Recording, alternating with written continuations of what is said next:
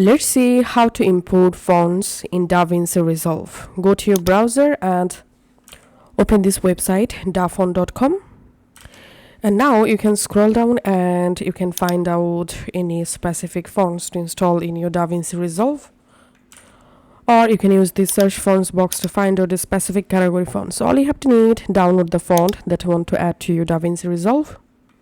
Once the font's downloaded, go to your file explorer, go to downloads, and here you will find the font zip file.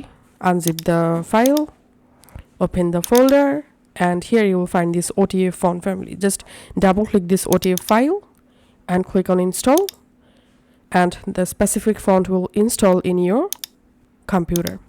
Now all you have to need, close your DaVinci Resolve and relaunch DaVinci Resolve. Open your project. Now select the text, and here we can see the text.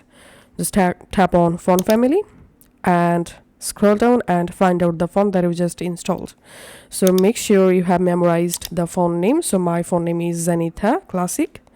So I have to scroll down and go to Z section,